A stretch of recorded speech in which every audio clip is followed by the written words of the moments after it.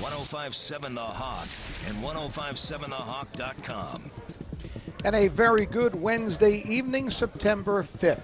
It is the Gateway Toyota Coaches Corner, and we are live from the West Room at the Office Restaurant and Lounge in Toms River. Our first ever appearance here will be one of our regular stops throughout these next few months. Kevin Williams, Ed Sarluk, and Bob Batters coming up tonight. We will highlight the football programs from both Barnegat and Toms River High School South. That's kind of the theme for these Wednesday shows. We'll certainly switch it up throughout the fall season and touch on a lot of the programs in the Shore area. And, of course, we are getting ready for, I guess you could call it, the official start of the high school football season. They call it week 1. We think it's week 2, but just about everyone, 42 of the 43 Shore Conference teams in action this weekend. Asbury Park, the only team not on the field. So this really is the first big weekend after last weekend's week 0.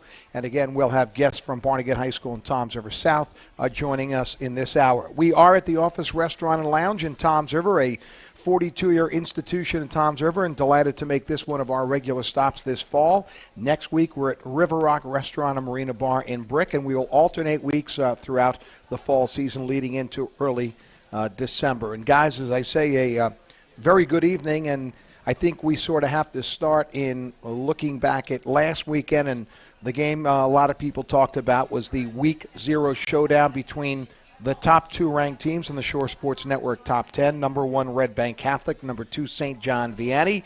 And as someone said, if it was a fight, they might have stopped it in about the 13th round. It was a convincing win for the Caseys.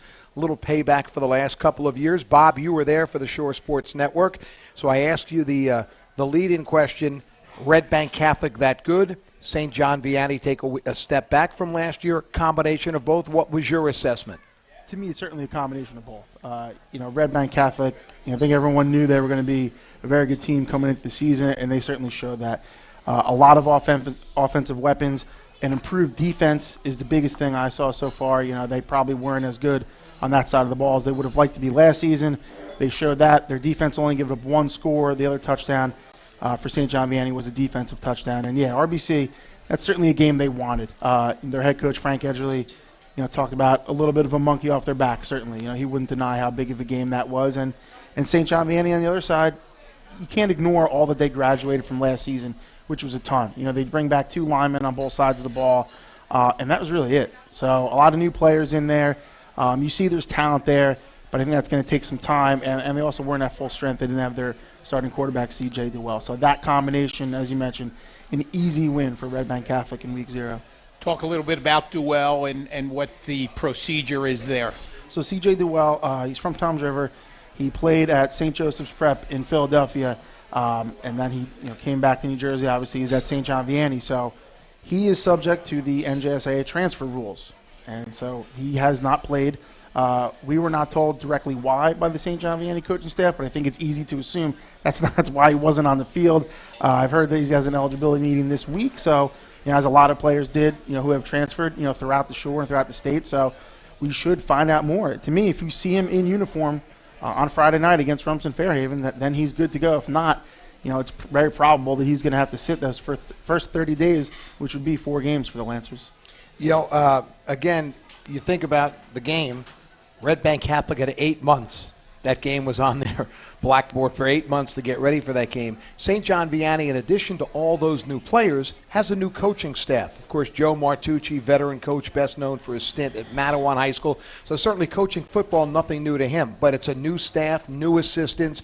Throw that in with all the new players, and you think that maybe they're a little slower getting out of the gate. And absolutely. And I think, and no disrespect to the Lancers in the program, they had won 38 consecutive Shore Conference games coming into Week 0, which is a tremendous feat. When you talk about that much turnover on your roster, a new coaching staff, as you mentioned, the loaded RBC team coming in with 8 months to prepare. I was there for practice and training camp. They had the 35-17 score from last season up on the board through every practice. So don't think that wasn't a motivating factor for the Caseys all offseason. So you combine all those factors, and I think that's why a lot of people were pretty convinced Red Bank Catholic was going to win, and they did. They won easily. Vianney's going to have to be ready each week, Kevin, because they play in probably what most of us believe is the toughest conference in the Shore Conference, that Colonial Division with the likes of Brick Memorial, Rumson, Brick, Middletown North, Freehold. That's a tough division to play in, so they're going to have to be ready. And there's a lot of teams, around the Shore that are looking for paybacks for St. John Vianney. They've won 38 in a row against the Shore. That new streak a new streak has to start right now. Yeah, absolutely. And you look this week, as you said, doesn't get any easier. Yeah. Where does St. John Vianney go? Rumson. Into Borden Stadium to face a Rumson team that has lost to them each of the last few seasons. They finished second in the division to St. John Vianney, so that has been the game that has decided what was Class A Central the past few years. It could be that way again. We shall see. But you're right. It's a hornet's nest every week for the Lancers, and they'll get better as time goes on. But early on, the schedule's certainly very difficult. So RBC solidifies their spot as the top-ranked team in the Shore. What's potential down the road? If they stay healthy, is this a team that you think runs the table in the Shore Conference? Certainly, if Red Bank Catholic plays their potential, I believe so. They have some very good games coming up on their schedule. They play a Long Branch team, which is a ranked team in the Shore, which is a very good team. Last year, won a Central Jersey Group 4 title, so they're going to be looking forward to that game. They also play Rumson in a non-divisional game, which is a renewal of that previous Thanksgiving Day rivalry. So they have some good opponents on their schedule. So, again, they'll be tested. I think that's more the second half of the year. Once you get into October, we'll start seeing the KC schedule ramp up. But, until then, it's going to be very hard for any team to knock them off. Yeah, I think that Rumson game probably their toughest game on the schedule because they are they're in a division that's not real tough. On paper. So we'll see what happens after a couple of weeks when some of these teams begin to play. The other score, well, there were a couple of scores from last weekend that might be shocking, not in the winner or loser, but maybe the score themselves. Let's start with Middletown South. One of the perennial powers, not only in the Shore Conference, but at the state of New Jersey under Steve Antonucci, heading to Coatesville, Pennsylvania. That had to be a fun bus ride on the way home after losing 62-14. 125 miles. Yeah, well, that's a long way to go to lose. They did take charter buses. They didn't take school buses. So I'll ask you first of all, how does Middletown South get to play that game? In other words, why would you open in week 0 against that kind of opponent? And that is a very good team that, by the way, had already played a game the week before. So it's funny you asked that because I wondered the same thing. I ran into one of Middletown South's assistant coaches over the weekend, Steve Roberts. And I was kind of asking him that, and he said they were just looking around the preseason, looking for games. They wanted to, play a week 0 game, get a game in early. They asked around. Some schools didn't want to play.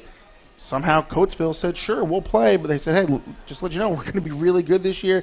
And Middletown South was like, that's okay. We'll go out there.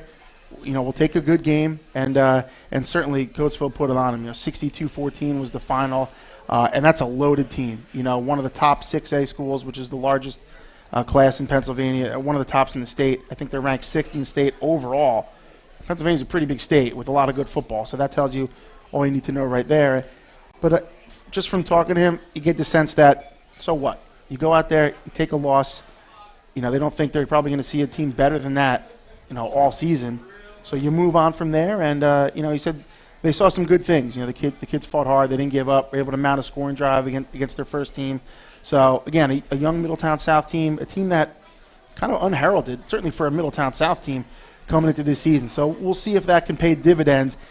You'd be surprised. Watch us get to week 7, week 8 and say, that loss, that big lopsided loss, really ended up, being a good thing for the Eagles. I'm willing to take anybody on right now with a $10 bet that Middletown South may not give up 62 points the rest of their 7-game schedule. 10? We have to. Oh, wait a second. We're on video now. We can't put that up. That's gambling. That kind of gambling. Oh, wait. Sportsbook is allowed, no? Oh, not in high school. That kind of gambling is not allowed in the state. I don't think that's Jersey. In the sportsbook. Yeah. No high school games. But you know what I mean. Yes. They may not give up, too many more points than that one individual game. Well, let's put it this way. They hope they don't. They hope All they right, don't. The other one that I thought was somewhat staggering in its point spread was the game we broadcast, our Jersey Mike's game of the week, which was Brick Memorial blanking Central 49-0. I don't think anyone saw that coming. Now, clearly, these are two teams that lost a lot to graduation. Both of them lost considerable amount of talent to graduation. Central also had two players who were ruled ineligible who they were counting on, including a senior transfer running back from Monroe by the name of Isaiah Johnston. 30-day sit-out for now. So that certainly had to be a factor because they had him all in the preseason, playing in that tailback spot. But we saw the game, and it was legit. Brick Memorial just absolutely dominated them, especially on defense, I thought, where Central never even threatened to get near the goal line. Well, the thing that impressed me was, 49 points is impressive to start, but the execution of the Memorial offense. They run that, double wing, option attack, and there are mistakes to be had during the course of a football game when they play. No mistakes. No snap count mistakes, no motion penalties, no two guys going in motion like you see every now and then. They ran it to precision, and that's what impressed me the most, the execution. And then they unveiled some kids that nobody really heard of, including us, that have speed and some talent. And, they've opened some eyes with that impressive number. And absolutely. And you're right, both those teams did lose a lot from last season. Speaking of Brick Memorial, Tony Thorpe, their all-time leading rusher, Blaine Netterman, an outstanding two-way player, just among those guys. So, of course, you come in and you say, okay, how are they going to replace those guys? Just from being at Brick Memorial practice one day during the summer to do the preview, my first, thought was, wow, they have more back than I thought. And like, as you said, some of their skill players, unheralded, they're not names yet, but they fit their offense really well. And I think we saw that in that first game. And the biggest thing is having Tyler Sindel back as quarterback. When you run that triple option and you have a senior quarterback who has played as a junior, it's his second year, that offense can really take a leap. And not to put pressure on Sindel, but it really has under Walt Curry. You go back to Brian Staub, now the head coach at Point Borough. His second year, Brick Memorial went on and won a state championship. Mike DeGuilmy, his second year, Brick Memorial was in a state final. Tim Santiago, his second year, had an all-show year. Brick Memorial was in a state final. Again, we're not going to assume that kind of trajectory, but that history is there. When they've had that quarterback that second year, you could see how much he's learned, how much he's grown, and how much the team has gotten a lot better. And on the other side, Central really struggled with the quarterback play. Joe Fowler, who had been their starting quarterback the last 2 years, we were told during the week converted to tight end. He lined up as a tailback in the first couple of series. Then they moved him to tight end. They actually even played him at quarterback. Start the second half, right? So I just think they had a lot of trouble trying to find their rhythm a little bit. The thing to me is to watch out. I thought Brick Memorial's defensive line was tremendous. Great penetration throughout the night. And maybe a team that maybe we undervalued a little bit in the preseason, which is why the preseason is such a toss-up. But I was very, very impressed. And we'll find out down the stretch, is Brick Memorial that good, or did they catch Central on a bad night, maybe just not ready to play that kind of competition? Yeah, the other one was impressive to me was Lacey going on the road and beating a Big Red Ocean team, that I think they went into that game as an underdog. I had seen Ocean in the preseason, thought they were pretty good. 14-12 victory on the road in Big Red territory. Not easy to win there, Corelli Field. Impressive win for the Lions. It is, and we all picked Ocean. And what does Al Michael say for every football season? Nobody knows anything, and that was a pretty good example of that. We wrote their pregame for them. we gave them bulletin board fodder, as one of the assistant coaches on Twitter on Friday had put a picture of all of our picks. Yep. And I said we kind of did you a favor, in essence, but that was a good win for the Lions. Another team that was really hit hard by graduation. Exactly, and that's why coming in on paper for that Week 0 game, you look at Ocean, a team that struggled last season but really brought back a lot, almost their entire team, especially their quarterback, Robbie Nungesser. They had a lot of high hopes for him running that spread, and we got hurt during the game. But you got to give Lacey credit for really playing well. How about the sophomore running back, Chase Granite? First of all, great name. Oh, tremendous. Second of all, great performance. 150 yards rushing in his debut, and they get some good clutch touchdowns there to get the win. That was after Ocean had returned the opening kickoff of the game for a touchdown. So right away, Lacey was in a hole. They claw back. Defense plays well. That's a very good start for the Lions. Yep. Long Branch, Mater Dei Prep also victorious in their openers rather easily in Week 0. So that sort of closes the door on Week 0. Now it's time to move forward. We're going to take a quick timeout. When we come back, we'll talk Barnegat Bengals football. We'll do that right after this. You're listening to the Gateway Toyota Coach's Corner on 105.7 The Hawk. Get it all! Get it all! Get it Gateway customers say it best. They're with you all the way. They're always very nice. They made me feel comfortable. It's what I wanted. They take care of you, and they follow through on everything. Would I recommend a friend or family? I certainly would. I know that you'll get it all at Gateway Toyota. Get it all at Gateway Toyota. Toms River, gatewaytoyota.com. You're a football fan, and sometimes you want to watch the games with your friends and other fans. The Office Restaurant and Lounge loves football and invites you to watch all the games in their 28 HD TVs and take advantage of their awesome $6 football menu. On Thursday and Sunday, buy a 22-ounce mug for $4 and get refills of Miller Lite or Coors Light for just $2. Enjoy football with your friends at Toms River's Place to meet and eat for 42 years. The Office Restaurant and Lounge at the intersection of Route 37 and Main Street. You're listening to the Gateway Toyota Coach's Corner. Classic rock for the Jersey Shore. 105.7 The Hawk and 105.7thehawk.com. And we are back live from the Office Restaurant and Lounge in downtown Toms River. We're in the brand new, newly renovated The West Room. Used to know it as the West Dining Room, but simply the West now. And Brad Birascano are one of our main guys here. We came over here last Friday and scattered it out, and I love this room. They've got, I think, 13 TVs in here, high-top tables and chairs, completely done over, much brighter than it used to be. Great place to watch games. I think it's a Toms River thing. They name everything east, west, north, south, you know. Got to be a Toms River. Well, but you know why this is the West Room? Well, I assume it faces west. There you go. Very good. You know what? And you were not a history geography teacher at all. You know, that's right. And you know what they call the other room? The East Room. I tell you what, you can't fool this guy at all. Ferdinand Magellan. Here we go. So anyway, we're delighted to be here. We'll be here throughout the fall, and looking forward to having a lot of fun here. We always have fun when we bring this guy on, the Natalie attired. Rob Davis, in his 13th season, is the only head coach in the history of Barnegat High School, and he has brought with him his outstanding senior two-way standout, Sean Morris. Sean, who is already verbaled to Holy Cross, so he plays this season without that pressure of all the college recruiting. And Barnegat getting ready to open their season on Friday night at home. That beautiful grass field, right, Ed? One of the best in the Shore. One of the best in the Shore. Absolutely. They'll be home against Jackson Liberty, and we're going to take this time to say hello to Rob, and always good to see you. Thanks for having us. You threatened to wear the Tommy Bahama, and you came through, huh? This is who I am. This is who you are. Well, the weather still feels like summer, Yep. so. Yep. So here we go.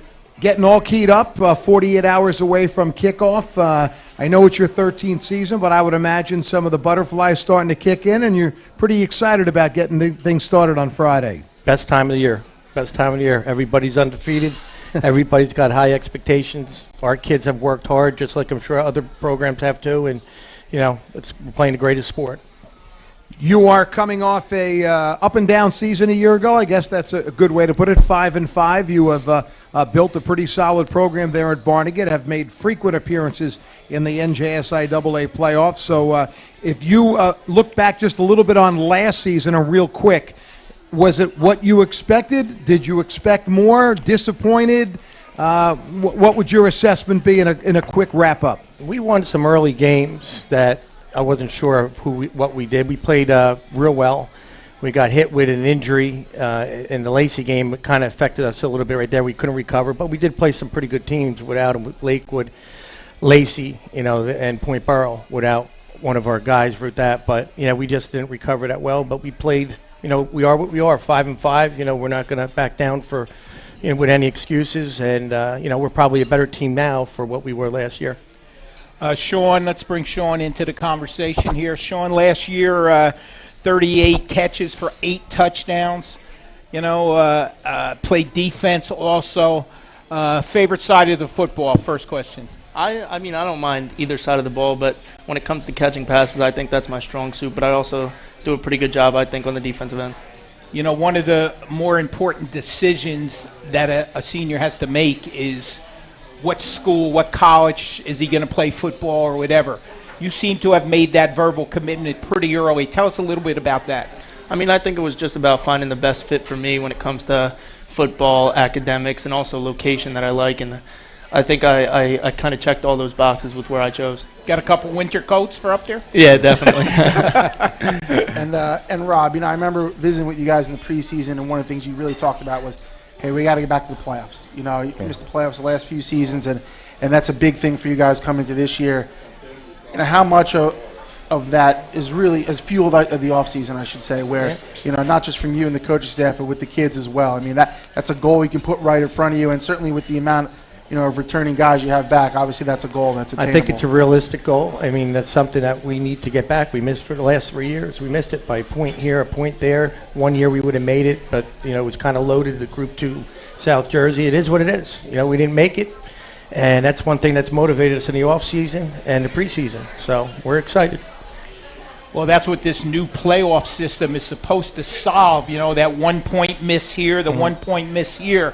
So, what's your take on that real quick? You know what? I don't think anybody really knows what's going on with the PowerPoints. And what happens is a team doesn't make it 1 year and it gets changed and this and that. And, it's confusing for us coaches. But bottom line, you got to win your football games. You win all your football games, you'll be in the playoffs. Tell us about the preseason, Robbie. How did it go for you, some of your scrimmages? Our numbers have been real high. We have 62 kids. We just got another kid who transferred back from North Carolina, so we got 19 seniors right now. We put a lot of demand in our program in the off season, right up to the preseason. The kids are working hard. Our attendance is good, and hopefully that's a reflection of our season. How about the preseason? We played Freehold Township and Raritan. We did pretty well. We were kind of vanilla in our scrimmages like we are every year. Our defense was pretty physical, and we were physical up front with the O-line. So that's what we are. We got guys in the O-line, D-line, our linebacker, running back. That's our strength. So let me ask you this to Sean. Are you the last Morris along the line that will play football at Barnegat? I am, yes. You are. Boy, Rob, you couldn't do anything about that? Yeah, we're working on another one. Yeah. We'll get it somehow. How much Barnegat football sort of been a part of your life? Tell us a little bit about your brothers, and what it was like. Obviously you went to the games when they played for the Bengals, and I'm sure when you were younger, you probably, not that you're old, but I'm sure when you were really young, you said, hey, I'm going to be out there someday, and now it's your time. Yeah, no doubt. From going to the games when I was 8, 10 years old to now, I've been a part of the program since before I even knew it, and looking up to guys from my brother's teams and saying, I want to be like him, make plays like that on the field. It's definitely played a key role in how I've developed as a football player. Did you consult with them on the haircut? Oh, no, that was totally my decision. Was that a bet? Did you lose a bet? No, it was something I chose to do. Are you the only one that did, or do you have other teammates that joined you? We have some other guys on the team who did it too. Okay. I can say that because we have video here. You might be watching on ShoreSportsNetwork.com. I know on radio it doesn't do you much good, but he's got a mohawk, and I wouldn't tell him it looks bad. He's a pretty big guy, but it really doesn't look good. I just want to go back to the haircut. Okay. Was the family okay with? Everyone in your family all right with that? Yeah, they were okay with it. Okay, because you're going to Holy Cross. Yeah, it's only a football season thing. There you go. All right, that's the answer. I wanted to talk about the important stuff. Jackson I Liberty. thought it was important. Jackson Liberty. Tell us a little bit about what can we expect. They're big. They're physical. They got guys coming back. They look hungry in their preseason scrimmages. It's going to be a real tough matchup. I think it'll be a good game to watch. I think we both kind of have the same type of style of play. How much does an opponent like that, especially to open the season, differ from the rest of your schedule, where obviously you're in a new division? A team like Shore you've played before, but Matawan, Keyport, you guys don't really know anything about those teams. Wow. Liberty, you guys have a history with from being in B South for so many years. There's tendencies that both teams know, from playing each other. So obviously that's familiar, but how do you think that's going to differ from playing some of these other teams on your schedule that you guys don't see? I guess it's exciting. We're playing new teams, so like you said, we both don't know each other.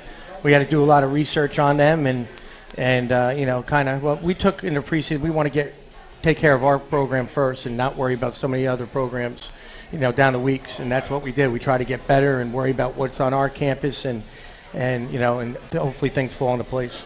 Sean, tell us a little bit about what you think of the new alignment, your new conference, the Patriot Division, Matawan, Shore, Modern Day in there. What do you think about those different, challenges each week? Yeah, it's definitely a new challenge. We lose some teams from the old B South. bring some new ones in. So it's a new look for us, but I think we have a good enough coaching staff and a good enough returning class and new guys stepping up that we can adjust to it perfectly fine.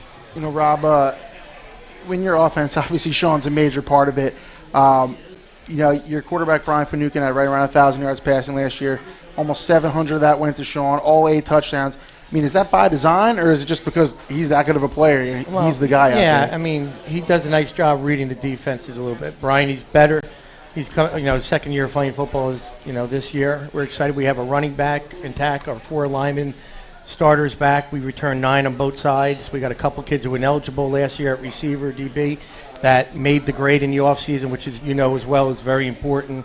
So we're excited about not just the guys we got coming back, but the guys who are now replacing those other guys. So we're excited. And we're trying to play a lot of guys. We play a lot of guys on O and D, and, we have like 7 different receivers we rotate in, and we try and do that for not just morale, but production and try and wear teams down. Rob, you have had an uncanny ability to have your players recruited, a la Sean Morris, to play big-time college football in your tenure at Barnegat. I mean, is it the water? I mean, I don't mean to be sarcastic, but you've done very well, probably as many Division I players or Division I AA players as most schools in the entire Shore Conference. What do you think that? Is there a simple reason, or just one of those things? I mean, I've been blessed. I got some pretty good kids who've not only done it on a football field, but also in the classroom. We have guys we have a reputation of being academic qualifier guys, and so college coaches will look into that. I mean, if you don't have the grades, they're not going to look at you. So, time's money with those guys. But I've been very fortunate with some athletic kids that had opportunities, and I'm proud to say I gave them some opportunities to do. I'd like to just follow that up and ask you to talk a little bit about the guy sitting to your left. What he's meant to your program. We know about the numbers. We know about what a good football player is, but also the intangibles that he's brought to your school and program. The thing I like about Sean, he's a 3-sport athlete, and he does it every season. And, he goes after it every sport, every practice, every game, the same way, no matter what sport he's doing. So he's a winner on and off the field, in the classroom, and at all the other sports. I enjoy watching him compete with basketball and track, because it just makes him a better athlete. He's exposing the program in a positive way, and you can't say too many negative things about this kid. Let me dovetail off that real quick, and Sean, just ask you a question. We talked about your brothers who played for the program, Ryan and Jared. To have 3 brothers, and you guys all end up going on and being Division I tight ends. First of all, how cool is that for the Morris family? And I'm sure your mom and dad have been, pretty proud of you guys. Yeah, it's definitely cool, but I mean, it only comes with the hard work that we put in on and off the field. Especially me having a guy like my older brothers to look up to. It's pretty cool seeing it all come to how I thought it would be. Sean, Brian Finucane, he's the guy that's got to get you the football. Big kid, returning quarterback. You two have on the same page? Yeah, definitely. I mean, Brian's a guy I've played football, basketball with since I was young, so me and him are pretty close. Yeah, I always wanted to know, like a receiver like you, and during the course of a game, and you probably feel like I'm always open. I mean, do you come back? Do you go back to the huddle and you say to Brian, "Listen, I'm telling you, I'm there all the time. Get me the ball." Do you ever do that? No, I mean, it's mostly I think about the team first personally. So I mean, if there's other guys open, it's not just about me getting other people looks on the field too. I really wanted you to say something controversial, and that's not going to happen, I guess. Let me just touch on your defense for a second. And obviously, Sean plays on that side of the ball. Had a big year. 15 tackles for a loss, I think. A lot of big plays week in, week out on both sides of the ball. You also have a great middle linebacker in Brian Yu and a lot of other, good players coming back. Your defense has really taken steps, in recent years and gotten a lot better. I mean, and how key is that unit going to be for what you guys want to accomplish this season? We're going to play to our defense. Our defense has been outstanding in the scrimmages. We gave up 1 touchdown in Freehold Township. We actually fumbled it. He went 60 yards at the 1. And they scored on 4th and goal at the 1, but we shut out the other scrimmages too. And I elevated Paul Covine as a co-defensive coordinator along with Kevin Smith, who's been my coordinator for the past 10 years. And we are very physical and well prepared, my coaches, and we got some outstanding athletes. And as you know, Brian Ewing, our 4-year starter at linebacker, is a good one. One of the questions I wanted to ask you, and I'm going to ask Coach Sig when he comes up, you basically started practice as a regular theme in the middle of August. I mean, I know there's work well before that, but now we're at that point. You know, I saw you on Facebook pictures of your kids' first day of school. You have young children. Like, you are now basically saying, okay, guys, see you around Thanksgiving. I mean, it's a real grind. You guys put a lot of hours in, not just games and practice. I mean, I know there's a lot more than that. So how important is it to have a family that supports your efforts to pursue what is your love, and that is coaching football? My wife kisses me on the first day. She said, "I'll see you in November." You know, that's what she says. Very supportive. She allows me to do what I love, and she knows that's what I love doing. And you know, my girls hate football. I mean, they hate it. They hate football. But they're very supportive in what we do. I have no males in the household. My boys are the football guys, but you know, family's important, and our football team is an extension of the family. All the years they have been. They've been very good to my family. My family's been very good to them. So, you know, I enjoy being where I'm at. Is that monstrosity in your backyard completed? Oh, Jesus. Yeah. She's listening right now, so yeah. He's building a pagoda? Yeah, I can't even say. While I'm at practice, we're doing all this reconstructive landscaping in our backyard.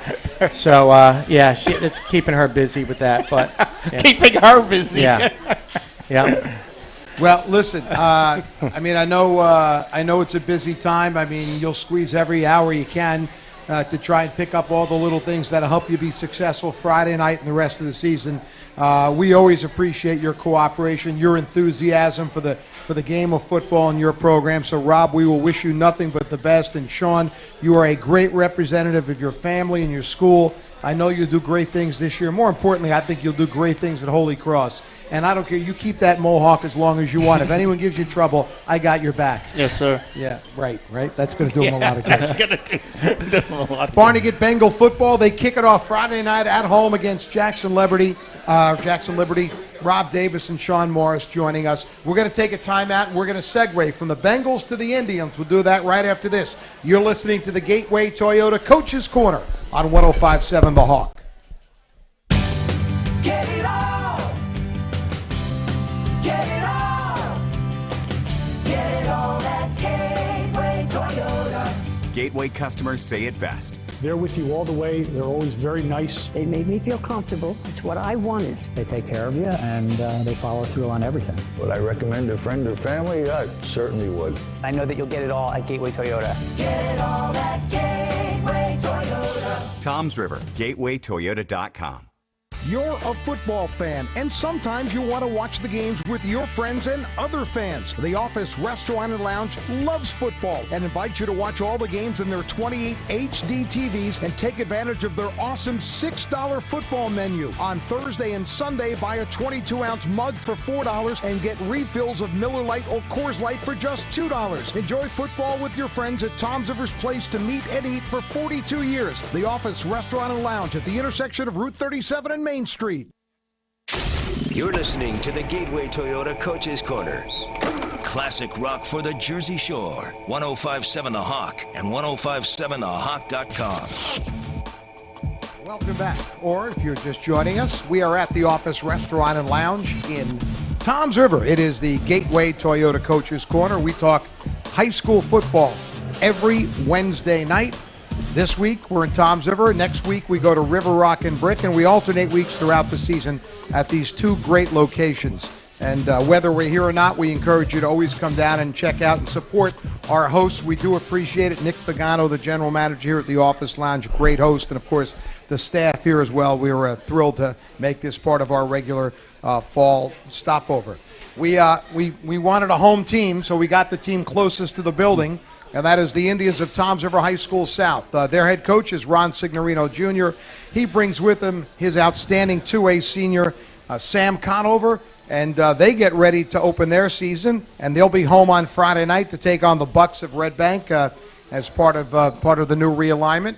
And we welcome them. And Sig, I'll start with you. For you, getting set to start year number 8 as a head coach, many more along the way as an assistant. And yeah. I'm going to jump you right into the fire, kind of where I finished up with Rob, and that is, you have the summer and your preseason, but basically, you kind of walk out the door and Say to your wife, well, she'll be at the games on Friday night probably selling 50/50s and yelling at me if I don't buy one. But That's true. But it's, pretty much the next couple of months it's all about this, and it's difficult to do if what you have at home is not supportive, right? It is. I was lucky enough to, grow up in a household like that. That's an understatement. Mom, I can always remember Dad basically saying, hey, you can't do this without a supportive wife. You can't do it the right way, and, I've been blessed in that regard. There's actually times I come home maybe a little early, and she's like, what are you doing home? Like, it's not 7:30, So 100%, family has to come first, and we were able to work out when our kids were younger. Luckily our one boy was in football, so he kind of enjoyed it. Our other son, who's actually here, he wasn't the athlete, but he helped me because, he got into Boy Scouts and that kind of stuff and made Eagle Scout. And I'm like, there's more to life than just, little kicking a balance, right? football X's around, and O's. So, yeah, it worked out great. And, of course, now, now they're older and, she's still that loving, supportive wife. And, I love her to death. That's all I can say. Sig, it's always exciting to start the new season. You got some new players, you got some old players returning. You return your quarterback, which is always important, who played a lot last year. But tell us a little bit about the personality of your team this year. That's a great question. You can go back for 8 years, and you can kind of define a team. Like, I remember all 8 teams, and I can put a couple adjectives to each team. And this year's team is, and a lot of times it sounds cliche, but it really isn't. I love coming to practice this year. I can't always say that with other teams. They're there, they're on time, they're accountable, they do whatever we ask them to do. They're working their butts off. So the culture of this year's team up to this point has been probably the best we've had in 8 years. And I'll let you and lead a lot right of that, into the guy next to you. Right here, a lot of that is due to Sammy Conover and our other captain, Sammy Akinolo. Yeah. Now, Ron, I know from the last couple of years, it seems like you've really been searching for the right group of skilled personnel in your flex bone. I know you're moving, Sam off quarterback, and you have Jack there, and also you have Sam and A back. And just from looking at it, it seems like this is a combination that you're really excited about. It's going to work. You have guys in good places to maximize what they do well. Just how about that coming into the year with Jack and Sam, both Sams, I should say, in the backfield. Right. I look at it with the offense we run I look at it as the quarterback's 50% of what we do. The other 10 are the other 50. That's how important the quarterback is in any system, but particularly in our system. We don't know who's getting the ball, so he determines that. So with Jack coming back, granted he's only a sophomore, but I don't look at him as a sophomore because he has 10 games under his belt. We feel really good at our A-back spot with Sammy Akinolo. Sammy is at one of our slots and also backup quarterback. Our other slot is a senior, but hasn't dressed in a uniform yet because he's had 2 years of injuries for the whole year. We like our one wideout in Jorian Harris, senior, gifted. Really, he's had a great camp for us. Our other wideout right now is a sophomore. Sophomore, enough said there, but he's going to be a good one. He's going to be a good one. Sam, new position this year. Tell us about the changeover to that and how you fit in. Well, I enjoy it because it takes I feel like there's a lot of pressure at quarterback, and at slot you really don't have to worry about as much. And it just makes things a lot more relaxing, and you can focus on what you have to do rather than all the moving parts at the same time. So it's easier, I'd say. Not getting yelled at as much, right? There's still a fair share of criticism goes around. Yeah, but what he's leaving out is he tells the other guys what to do on the plays too. So he's always on it. Now, Sam, correct me if I'm wrong. When I went out to see you guys last August to work on a preview, you were the starting quarterback. Were you not? I was. But I believe you had injury problems, right? Yeah, so I had shoulder problems all last year. I was just running sprints, and all of a sudden I got terrible shoulder pain. And it turned out I tore my labrum like all through that. But I played the entire season at slot. I couldn't throw, so that's why I made the transition then. And then I had surgery this March. I was out all baseball season, and then now I'm making the recovery, and I'm back. Are you 100%? Yeah, I'd say so. Okay, good. Yes. With, Yeah, thank God.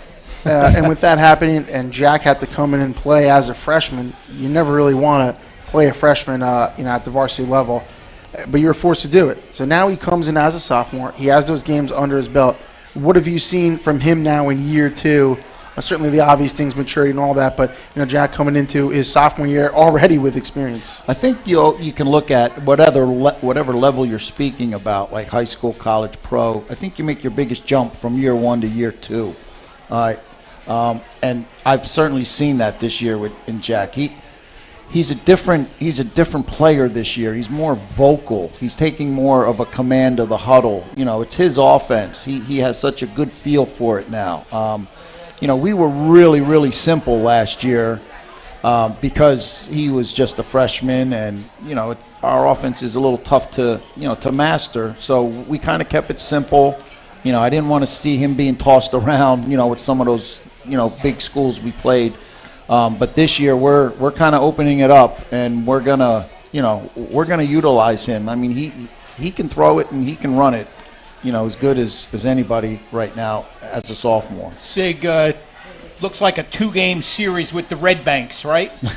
Week 1 and week 2. Week 1 at home with Red Bank, and then next week the number 1 team in the Shore and top 5 team in the state, probably Red Bank Catholic. My first question is, have you played either one of them ever? I don't think. I can't recall. I did when I was coaching at Red Bank Regional. We played RBC. Okay, but That's I mean the only time from the Indians, right? Yeah. A matter of fact, I was thinking back. I think it's been over 40 years since Red Bank has been to High School South. Wow. I know they did, like Dad was back in the 60s or something, but it's been a while. You better be ready to introduce them to the land of the Indians over there, Yeah, okay? we'll give them a good will be. welcoming. And my other question is, what do you think of the new alignment, and how does that affect you as a coach and a staff?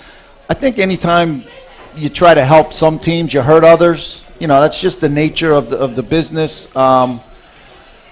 And I think it did help some teams, but I think it hurt some teams. It takes the familiarity out of it. We kind of always knew our Bricks, our Southerns, our Norths, our Jacksons, and you kind of knew, and you were able to have a much better feel for who they are and what they're doing.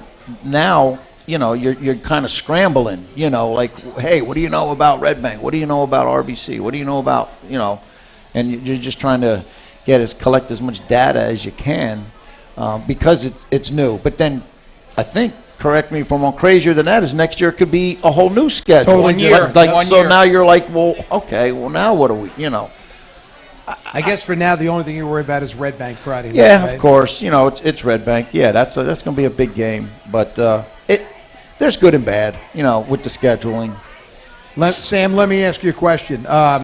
You're a senior now, and I kind of got the impression that even as an underclassman, you were not afraid to be a leader, but now it's expected. You're a co-captain and all that. How does it change what you view as your contribution and the kind of leader you have to be going into your final year? I mean, you're going to run out on the field Friday night. It's going to be your final home opener. You'll never play one again. So yeah, it's a little sad to think about it like that, but with the whole leadership change, I really not much of a difference because I see myself as more of an on-field guy, behind the scenes, and just do the little things. But I've tried to level that up a little bit and be more vocal in front of everyone rather than just being a little off the side to guys. But it's been a pretty easy change. Let me just follow up. You have a lot of sophomores on this team.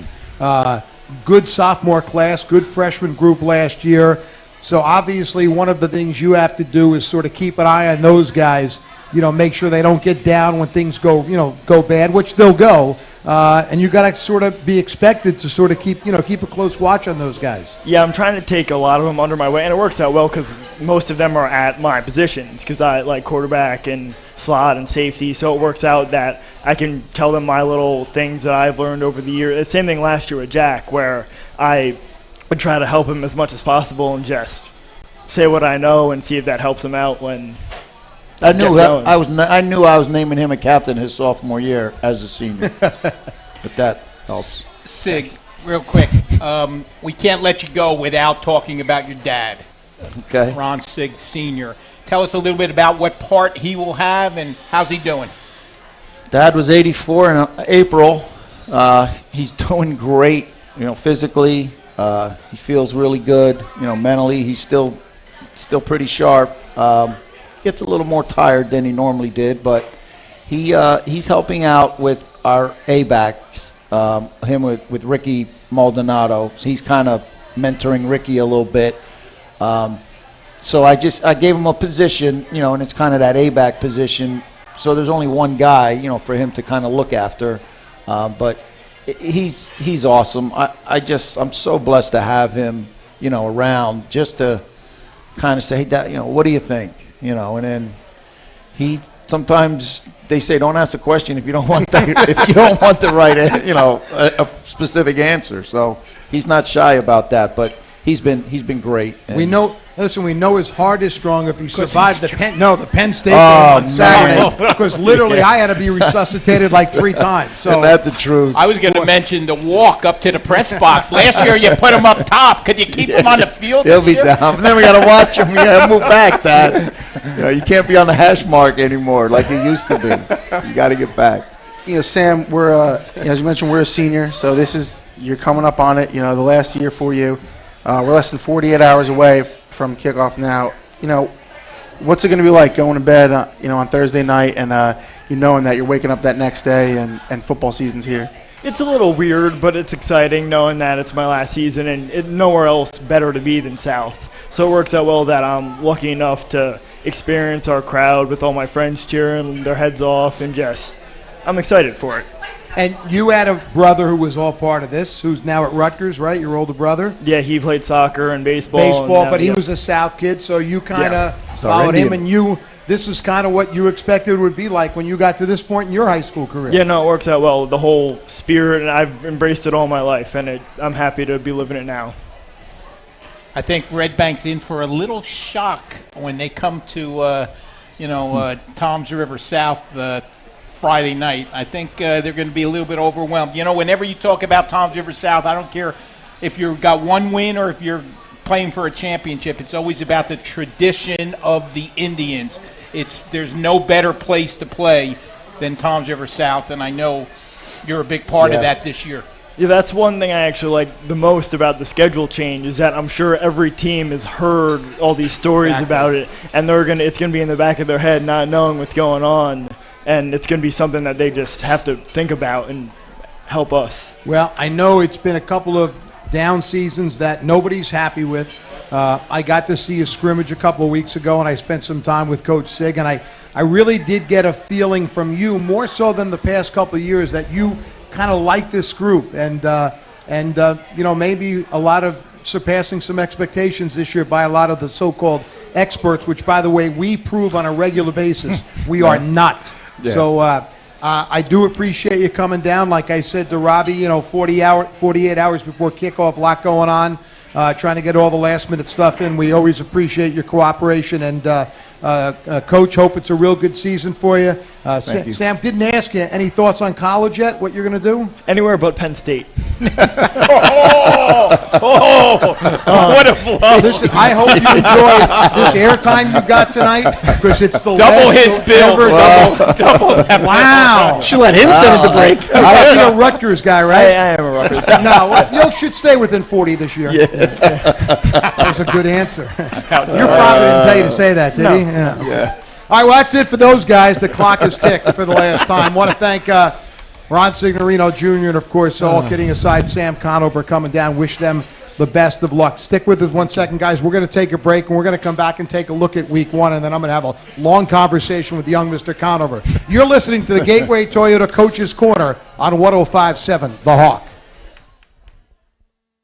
Your a football fan, and sometimes you want to watch the games with your friends and other fans. The Office Restaurant and Lounge loves football and invites you to watch all the games in their 28 HD TVs and take advantage of their awesome $6 football menu. On Thursday and Sunday, buy a 22-ounce mug for $4 and get refills of Miller Lite or Coors Light for just $2. Enjoy football with your friends at Tom's River's Place to meet and eat for 42 years. The Office Restaurant and Lounge at the intersection of Route 37 and Main Street. Get it all. Get it all. Get it all at Gateway Toyota. Gateway customers say it best. They're with you all the way. They're always very nice. They made me feel comfortable. It's what I wanted. They take care of you, and they follow through on everything. Would I recommend a friend or family? I certainly would. I know that you'll get it all at Gateway Toyota. Get it all at Gateway Toyota. Tom's River, GatewayToyota.com. You're listening to the Gateway Toyota Coaches Corner. Classic rock for the Jersey Shore. 105.7 The Hawk and 105.7thehawk.com. And welcome back to the Office Restaurant and Lounge. We're in the fourth quarter here of the Gateway Toyota Coaches Corner. Kevin Williams, Ed Sarluca, Bob Batters, along with Brad Birascano and Tom Tremblay. Katie O'Keefe back at the studios of 105.7 The Hawk. And, of course, you can also watch it on shoresportsnetwork.com. You can watch it after the fact as well. We'll have it up on the website, and you can 24/7 catch everything we do on video. A couple of little notes here. I do want to throw this out. First of all, our Jersey Mike's Game of the Week on our sister station, 92.7 FM. Friday night will find us at Southern for the Rams and Jaguars of Jackson Memorial. That's the season opener for both teams. We're on the air with kickoff Friday night at 7 o'clock from Goldberger Stadium, Ron Emmert Field down there. And many people have been reaching out to us over the past few days to ask about our 100-page football preview issue. Our hard copy of the Shore Sports Network Journal, or football preview. It will be available to us late tomorrow afternoon. We'll be getting it out on Friday. You can check Jersey Mike's, most of the Jersey Mike's locations in Monmouth and Ocean County. The Super Wawas, those are the ones that have the gas stations, the big ones. Most of those, they should have them Friday, Saturday. We'll also have them at a lot of our games this week, and even games we're not covering, but we'll have them at the entrance to many of the fields throughout the Shore area this weekend. And look for that. We're the only ones, I can say that devote a whole preview page to all 43 of the schools in the Shore Conference. And I can tell you, between Bob Batters, Matt Manley, myself, Vin Ebenu, and Greg Lerner, we visited all 43 in person. And you'll have the complete week-by-week schedule for the Shore Conference, the preseason Shore Sports Network All-Shore and top 10 teams, much more. A little focus on the 5 new head coaches in the Shore, and it's all in our football preview, which will be out this weekend. So that's what they say, a little housekeeping note right there. So, guys, now we get set for a full football weekend. Ed and Bob, 42 teams from the Shore Conference in action, like we said, Asbury Park on a bye this weekend. So, Bob, I'm going to ask you to look at the Friday night crystal ball and the games that hit you and the ones that are of special interest. Well, the first one that jumps off, has to be St. John Vianney at Rumson Fairhaven.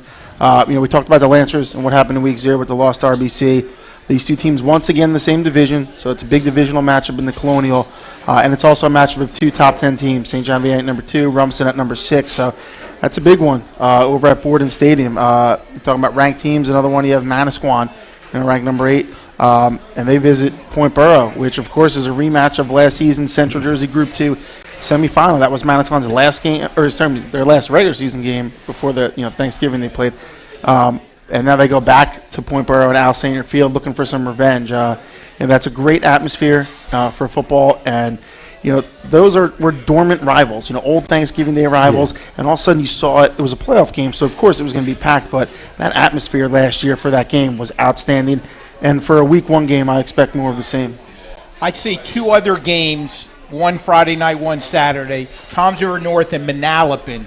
Not too much preseason hype over either one of those teams. Manalapan always good, always in the playoffs, usually always in the finals. Yeah. Have trouble when they get there, but always there. And Toms River North has been down.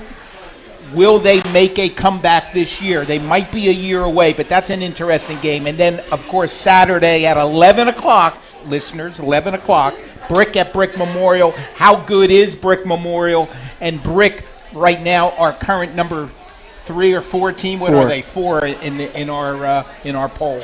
Absolutely. And with that Tom North Manalapan game, the Mariners, struggled last season, 1-9. Obviously hit extremely hard by graduation with a superstar team, from the 2 seasons prior. What are they? I think we're going to find that out. What is Tom's North this season?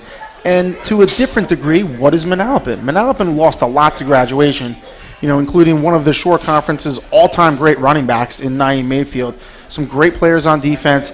Their quarterback, Luke Corcione, wide receivers, Samir Blacknall, Scott Scherzer. The list really goes on.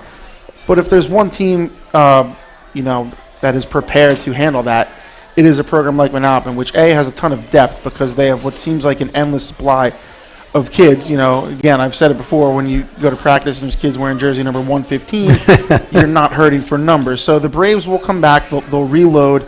They have some very good defensive players, and this includes, after losing linebacker Tommy Pierce for the season with a knee injury, and he's a returning all-shore first-team linebacker. So the Braves, again, it's a new cast. We want to see exactly what they're going to be. We know their identity is going to be, but how is this group going to get it done? So that to me, I think you're right. That's a very interesting game. I agree, and I think Toms River North is an absolute unknown for us guys more so than ever before. We thought we even had a good figure on them last year. We knew they were hit hard with graduation, but nobody saw a 1-win season coming. We know they have a great sophomore class. They had a tremendous freshman team, which, by the way, does not always guarantee success down the road. That's not an automatic, but they're sophomores, in many cases playing their first varsity game, but that's one to watch. And Ed, of course, Brick and Brick Memorial is always special. I don't care what time they played. If they played at 7 o'clock in the morning, it would be a great matchup. And opening week of the season, it'll bring the whole town out. 5 in a row for Brick over Brick Memorial. Absolutely. Yeah. And what's different about this one is now Brick Memorial has that one game under its belt. Right. They played week 0. They have a big win. So, I asked both coaches about that. More specifically, Walt Curry at Brick Memorial. Is that a little different? You get geared up for brick the whole off season. This time is a little different. Okay, we have Central first. Now you can turn the page. Does that help them a little bit? We'll see. He didn't really have an answer for that. He said, we'll see. But, again, that's going to be a great game. Memorial coming in confident and Brick coming in really feeling like this is a year for them to. Speaking about that, Bob, we should mention that, like we mentioned it last week about Brick scrimmage being canceled. Well, that scrimmage was against Toms River North. So their last game scrimmage was they were going to play each other. And it was canceled because of the heat index. So those teams, it's been almost 2.5, 3 weeks, since they played somebody in an opposite color shirt. Yeah, that's big difference. Definitely a factor. Definitely a factor. Another game that stands, 2 more on Saturday, real quick. Middletown North Freehold. That's another game in that Colonial division where Freehold was in a state final last year. Middletown North was a playoff team that didn't make the playoffs, is what I say, because they were a very good team. They just missed out by a couple points. Freehold has to replace Nshante Worthy, which he's irreplaceable. But they bring back a lot of very good players, and Middletown North does the same. Their quarterback, Sean Glenn, Aiden Campbell, one of the best wideouts in the Shore, Connor Robbins at running back. That's an interesting game and an important one in that division. And then Point Beach, Keyport. That's a game that's down the line people are probably going to overlook. It's in that national division. It's 2 teams that are used to playing each other from Class B Central. You have 2 new head coaches at the school, and both those guys have a history together. Frank Papalia coached under Andy Carlstrom at Keyport, and before that, he coached with them in Bethesda, Maryland, when those guys were first coming up. So they're good friends. They go back a long time, and their teams are going to open up against each other now. So that's got some backstory lines that are pretty interesting.